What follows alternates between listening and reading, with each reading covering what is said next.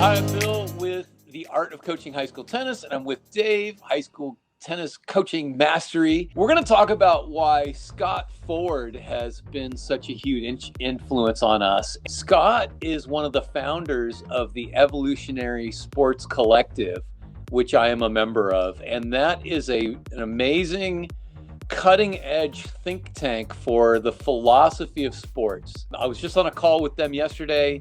Just amazing stuff that they're doing right now. So you might want to check that out if you like to get really deep into this stuff. So what I learned from Scott is to coach from the zone, and people talk about the zone as though it's some sort of elusive thing.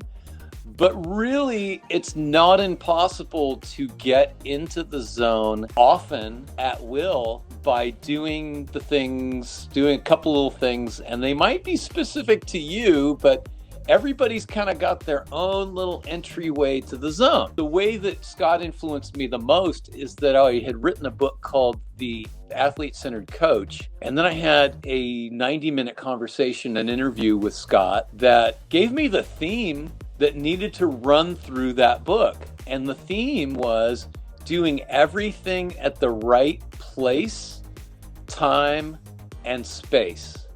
Because there are a lot of mistakes that are made in coaching and playing by doing things at the wrong time or in the wrong way or in the wrong space or mindset, if you will. So it's about being fully present with what you're doing, not being in a big hurry to get ahead, not carrying a bunch of things from the past that you're trying to make up for, just doing what you're doing the best you can right now. I think Dave's probably going to get into like the practicality of that and how to make your tennis game better. That might sound kind of deep and kind of woo-woo, but maybe you need coaching on this. Maybe you'd like to have a 20-minute conversation on how to become more fully present. Well, that's a great summary of the value of what Scott's done. I've known Scott for about 25 years.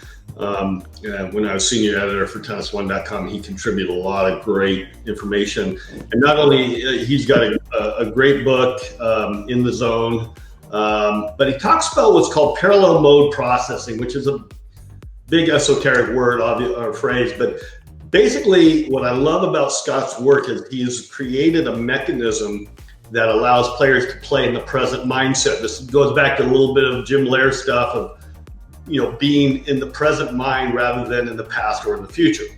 And Scott created a tool or a mechanism that allowed a player to how to focus on certain aspects of the ball. I'm not going to get into the details, but that really worked. I've used it countless in almost every lesson I allude to it. And so one of the things that you want to do is bring your mind, as you said, Bill, to the present. And how do we do that? Well, the big thing is a ball coming to us. We have one important point of the moment, and that's contact. Not what happens before the ball gets to us, although that's part of how we get into the present mindset, or what happens after. And so one of the things that I really enjoyed was that parallel process. It was a simple way of going, how do I physically bring my mind and my eyesight to the point of impact? And it is a great way to bring a player from who's either having trouble mishitting balls, which we see oftentimes, mistiming or misjudging the ball, getting so wrapped up into the outcome base of a match. I'll add what you said and we'll close on this, and that is when you're enjoying the journey, you're no longer focused on just immediate gratification or strictly the outcome, but you're focused on this process. And I think that kind of summarizes this whole idea of creating a mechanism that brings us into the moment of the present, which is this next step to reaching our goal or the follow-up of the journey. Awesome. And you tried to close this too early. So well, I knew you'd come in with something. You said something good. So I think let's ping pong back and forth a little bit more here. But I had a situation where my player is the number 1 seed and is easily the favorite to win the finals. But the second best player in the league is in the finals, and he's playing out of his mind. He gets up 2 breaks. It's 4-1 in the first set. My player looks like he's on a raft on high seas, right? So I didn't even talk to him. I sent my assistant. My assistant went over and I told her to say, just pay attention to your contact point. That's all. Just bring all of your attention to your contact point. And in 5 minutes, it was 4-all. That doesn't mean that it's guaranteed to, like, all of a sudden you're going to win 3 straight games. He went from 4-1 down to winning 7-5, 6-2. The match turned on that shift of attention.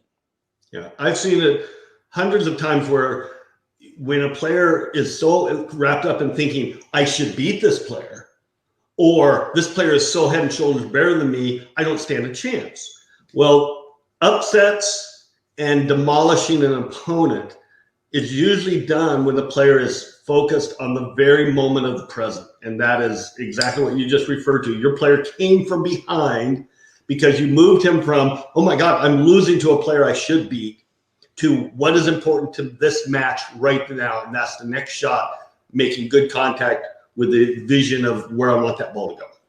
Awesome. That's a wrap. Now you did it. All right. Ready? Go. Go.